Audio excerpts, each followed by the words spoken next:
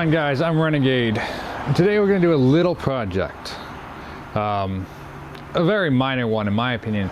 But I have heard from many people that this is a big project that needs to be done by a licensed mechanic or, worse, a dealership. Especially when it comes to doing something like this on an old car. Now, I see a lot of older cars driving around that have not exactly been kept up on their maintenance work. And I've talked to a few people and find out that this is one of the reasons why, because they're told that like this is a big project. You need to take it to a dealership or a full-on mechanic with a shop to do it, not something you can do at home. And this is false. I'm talking about suspension work. And moreover, what we're going to do today, which is rear shocks. Now, if you don't know anything about suspension work, congratulations. This is going to be a very easy how-to. If you do know about suspension work, well, it might just be old hat to you. But never know. One of the things I wanted to do with this channel was to kind of make the automotive world a little more accessible to your average Joe Blow. It means that, doing something like this that I think is a simple project that maybe somebody else might think is a very difficult job, kind of pull back the curtain and show like it's really not that complicated. So that's what we're going to do today. And if you guys like that, please let me know down in the comment section and maybe we can make a full series about simple automotive work. So like I said, we're doing shocks today. And I have these Bilstein Touring Class shocks for my 91 240. And actually, if you guys know anything about the 240s, these shocks fit basically all of them. Like these shocks are the same ones that'll fit on my 91, my 87, my sister's 86. Yeah. This, for those who don't know, is a shock. We're gonna go over the basics real fast. In terms of ride comfort in the rear end, your main two components that you have to think about are your rear springs and your rear shocks. Now, a rear spring does that. It's a spring. It springs, it helps push back up. It rebounds, basically. And your shock is your dampener. Now, obviously, it does have some rebound to it. It's mostly about just dampening the bounce. Now, right now, my 91, the shocks are blown on it. It's basically all bounce. It's all spring right now. There is no dampening. So changing this out is going to do a world of good for me. Now, obviously, if you're looking at doing more performance-based things, you might be considering things like coilovers and adjustables, where you can dial in your rebound and your dampening and all that stuff.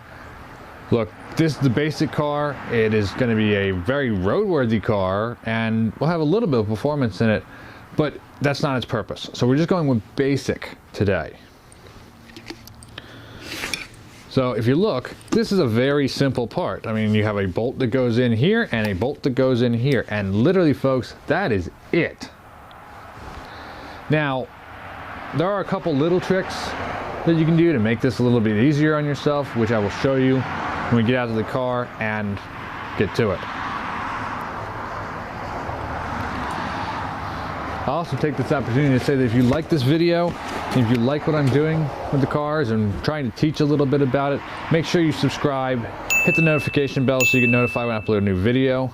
So I got a lot of cool stuff in mind, and this is just one possible video series I'm thinking about doing. Well, let's get out to the car and start working.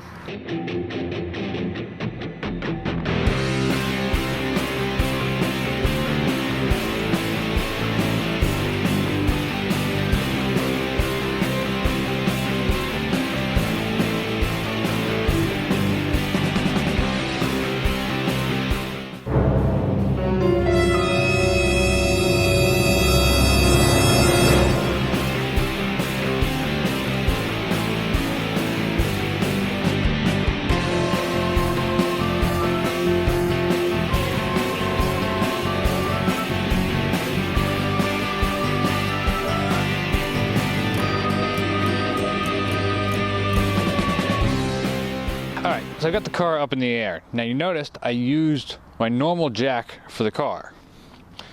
I also have a floor jack right here, a hydraulic one. And there's a reason I didn't use it yet, and I'll show you why. Another thing to note, well, a couple things to note. One is that I chalked my front wheels, so the car won't roll. I had to put one over here too. It's a brick.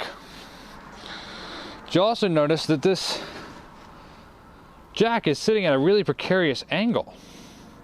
You also see I have a jack stand underneath of it. Now I did this for a reason. It's to show you guys who might not know, I'm working on a not very stable ground. If you do this and you just use a normal jack like this, it might tilt and the car could fall on you. So don't do that, okay? I mean, you can see as I was cranking it up, the whole thing was starting to, yeah. So if you're going to do this on a soft ground like I'm working on, put a board or something under your jack so that it won't slip. So I've got the car up, I've got the wheel off. Here's your spring and your rear shock. Like I said, there's a bolt here and a bolt here. That's all we need. What I'm going to do, I'm going to take my jack stand that I grabbed earlier. Of course, I don't have a proper bar for it anymore.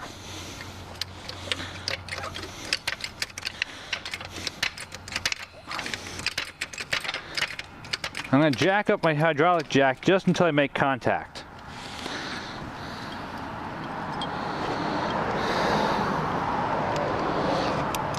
Now, take off the bolts. If yours are anything like mine, they're probably pretty well stuck. So a shot of PB Blaster works wonders. Shot there. Bottom bolt shouldn't be too bad because they actually hold the sway bar on, so I should be lucky there. A little extra persuasion from the old persuader.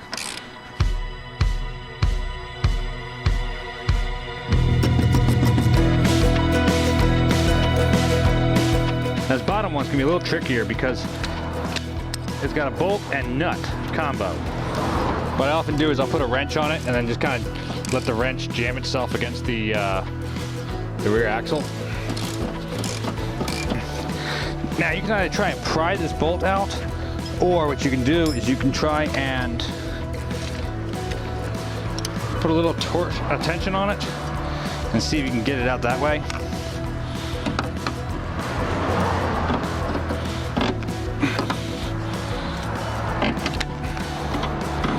I'm just gonna pry it out.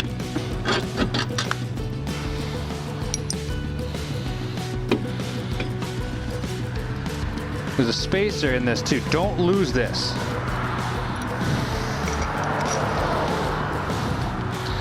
In fact, if you ever have any questions, put your bolts back in like they were.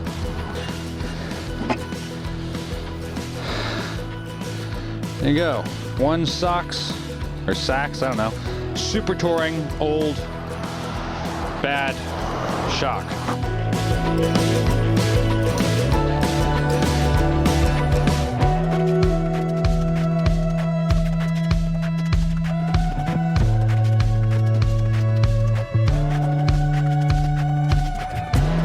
Now if you look, because this shock has a lot to do with holding this axle up, or this trailing arm up rather, you'll notice that the bolt hole and the sleeve for the shock don't line up right now. So, see if I can do this one-handedly. Jeez. What we're gonna do is we're gonna jack up our jack, which is under the trailing arm,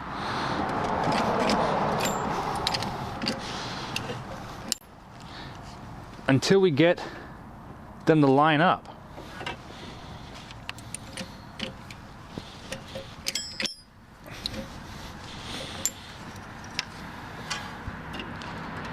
Almost.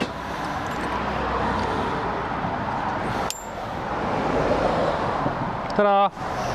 We just put it all back in, remembering that the sleeve that we took off goes on the inside side of the trailing arm.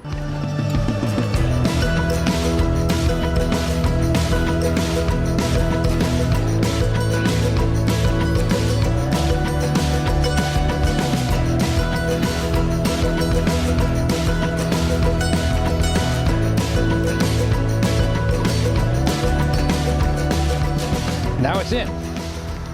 Now the only thing left to do is to torque down the bolts.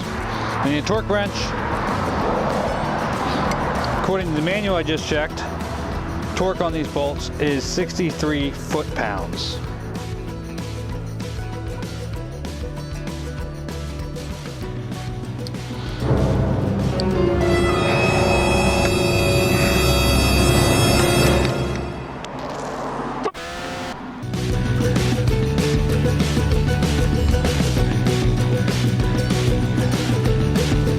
Just a little note. When you're working on things, when you're working on cars, be very careful to watch that you don't slip off the bolt, because then you'll come crashing down on things like this brake rotor I just did, and you'll bust yourself wide open. Hey, I always say, if I don't bleed on it, it ain't done right.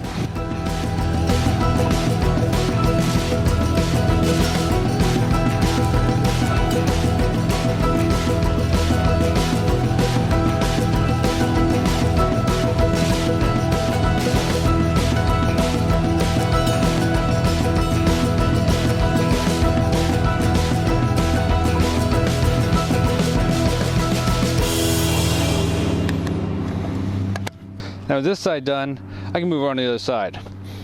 Obviously, if you have power tools that you want to use, like an impact gun or a DAC, whatever you want to call it, or even a power like ratchet, it'll make things go much faster. But that's one side done, and all with manual tools, which I wanted to show you guys, like I said, so you kind of get an idea that you can do this really easy. So let me take care of the other side. Shouldn't take me long.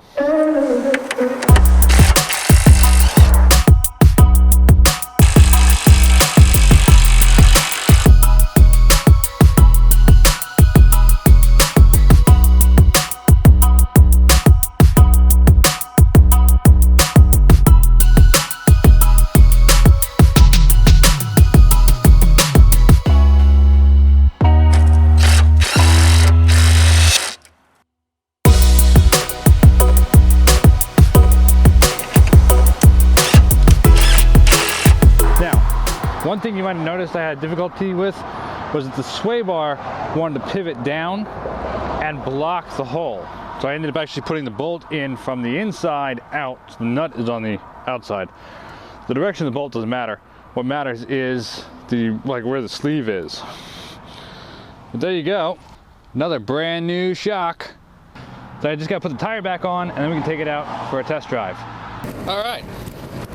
So as always, with any big project like this, I always like to take it for a test drive to see how it feels afterwards. Now, obviously, we're still going to have some bumps and creaks and everything because I know the front suspension needs some work. I got to replace the control arms on that. That's always a fun project. So, control arms and ball joints. The whole big mishigosh. And of course, I pick a day with a ton of traffic. Never fails. So although it's difficult for me to show on camera because I don't have a mount in my car that's steady to the car, I can tell you that it does already feel a lot better. If I can kind of anchor you guys to the windshield a little.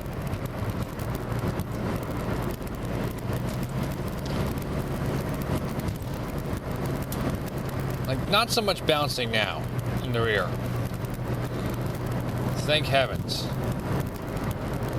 And there's a lot less noise too, which is always nice. Like I said, there's still a lot of work to do. Control arms got to be swapped out. And obviously this was just the rear suspension that I did work on. I didn't touch the front end. Struts are a little bit different. I don't know if I need to replace them or not yet. Still got to kind of see how things go after I do the control arms because they're all sorts of messed up. But this is a good start. And as I said in the beginning of this video, hopefully this inspires some of you guys out there who maybe aren't normally so inclined to do big projects like this to get out the wrenches and ratchets and take care of some of your own stuff rather than worrying about having to take it to a shop and get charged an arm and a leg for this. These roads are particularly bumpy, so I'm glad to see there's not a whole lot of bounce and everything in the rear end. Yeah, that's it. I gotta get a proper mount for in the car to really show you guys. But it is way better feeling than what it was. Like I said before, the shocks were so bad, so shot, that there was no dampening. It was just all springs. It was like riding on a pogo stick in the rear end. Not as dirty as that sounded. So I hope you guys liked the video. If you did, please hit the like button. If you got any comments, please leave any comments or questions down below. And that's going to do it for me for today. Until next time, y'all keep rocking and rolling. I want to keep taking care of business. Hopefully very soon we can get into some fun stuff with this car. See you next one.